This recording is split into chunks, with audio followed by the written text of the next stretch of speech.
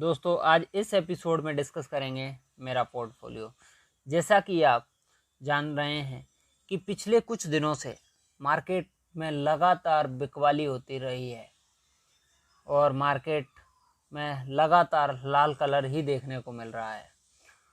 Market में आज भी बिकवाली हुई और आज मार्केट लगभग 0.40% निफ्टी 50 में टूटा और 0.33% निफ्टी बैंक में टूटा। इस प्रकार मार्केट लगातार गिरा हुआ है और पिछले 1-2 महीनों से लगातार गिर ही रहा है। क्या आप जानते हैं इस समय पे मेरा पोर्टफोलियो का स्टेटस क्या है?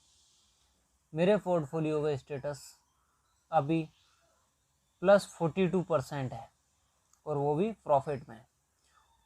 तो इस प्रॉफिट वाले पोर्टफोलियो का राज क्या है वो आज हम जानने की कोशिश करते हैं। मेरे पोर्टफोलियो में जो स्टॉक्स हैं मैं आपको वो बताता हूँ। एक्चुअल में क्वांटिटी कितनी है, कितने परसेंट का प्रॉफिट है, लॉस है, ये बात मैं डिस्कस नहीं करने वाला, ये थोड़ा सीक्रेट है। बट स्टॉक्स कौन कौन से हैं मैं आज आपको बताने वाला हूँ। बाकी समझदार को इशारा काफ़ी होता है। तो मेरे पोर्टफोलियो में स्टॉक है, ये मैं आपको स्टॉक के नाम उसी स्टाइल में या उसी ऑर्डर में बताऊंगा जिस ऑर्डर में ये जीरोधा के अकाउंट में होल्डिंग्स में रहते हैं, means alphabetically. So first stock है एडवेंजाइम्स। सो एडवेंजाइम्स का स्टॉक है पहला। दूसरा स्टॉक है एलेम्बिक्स फार्मास्यूटिकल्स। और ये बहुत इंटरेस्टिंग बात है कि मैंने एलेम्बिक में काम भी किया है लगभग 2 साल। तीसरा स्टॉक है बैंक बीस। चौथा स्टॉक है बेरिलिस। ये एक बहुत ही छोटी कंपनी का स्टॉक है। दरअसल मेरे को कुछ छोटी कंपनियों के जंक स्टॉक्स लेने का भी शौक है, तो उस टाइप के भी कुछ स्टॉक्स हैं जिनके नाम आपको लगेगा कि आप पहली बार सुन रहे हैं। अगला स्टॉक है जाइडस लाइफ। उसके बाद अगला स्टॉक है सिप्ला। उसके बाद ETF है और ये ETF है CPSC ETF। उसके बाद अगला स्टॉक है क्रेनी इंफ्रा। उसके बाद अगला स्टॉक है ग्लोबल। उसके बाद अगला ETF है गोल्ड बीस। सोना रे भाई सोना। उसके बाद अगला ETF है HDFC MFG ETF, मतलब HDFC का सोना। उसके बाद अगला ETF है ICICI B22। उसके बाद अगला अगला स्टॉक है आइडिया। थोड़ी बहुत रिस्क भी लेनी चाहिए ना। उसके बाद अगला स्टॉक है इप्का लैब। उसके बाद मेरा फेवरेट ETF जूनियर बीस। उसके बाद अगला स्टॉक है कैप्सन।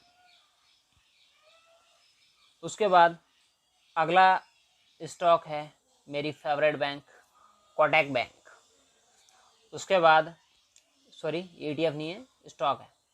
उसके बाद अगला स्टॉक है कोठारी पेट। उसके बाद अगला स्टॉक है my another one favourite Laurus lab. उसके बाद अगला स्टॉक है लिंकॉलन। उसके बाद अगली रिस्क लॉयड स्टील, अच्छा है, रिटर्न अच्छा दिया इसने। उसके बाद अगला ETF है MOM100। तो ये मोतीलाल ओसवाल हाउस का ETF है और बहुत शानदार ETF है। और उसके बाद है अपने पास न्यूयॉर्क का इन्वेस्टमेंट की अपॉर्चुनिटी देने वाला ETF MON100, Motilal Oswal Nasdaq 100 ETF। उसके बाद अगला स्टॉक है नीलकांत।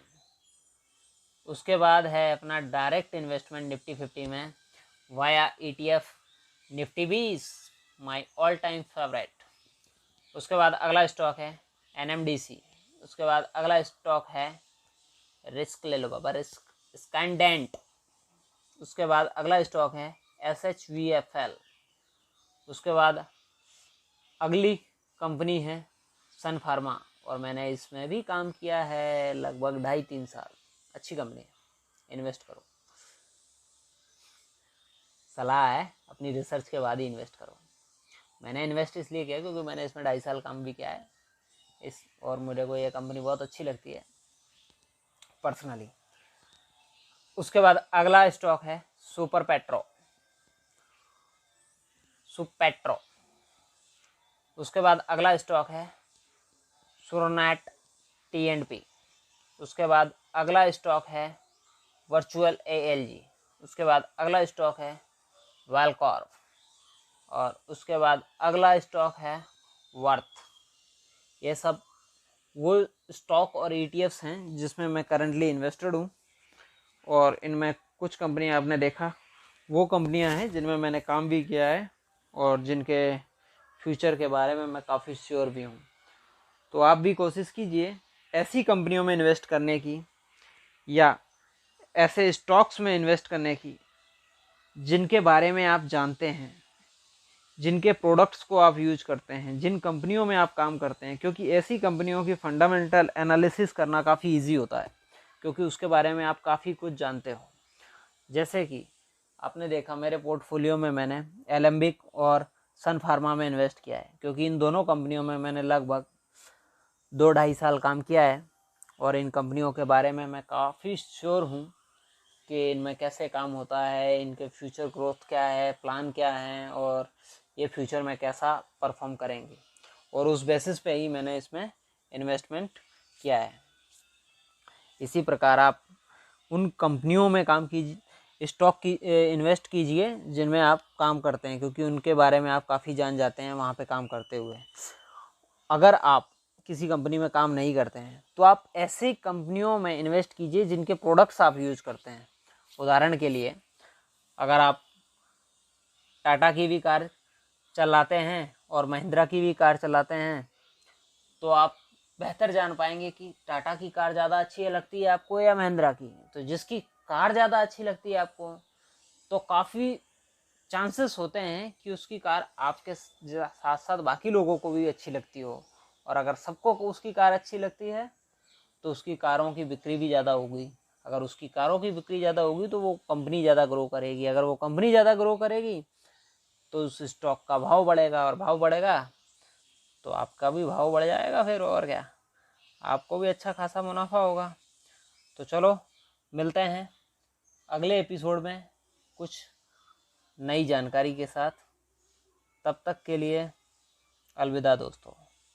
और मैं ये शो रिकॉर्ड कर रहा हूँ रात को 11:30 के आसपास, और अब मुझे भी नींद आ रही है। शुभ रात्रि।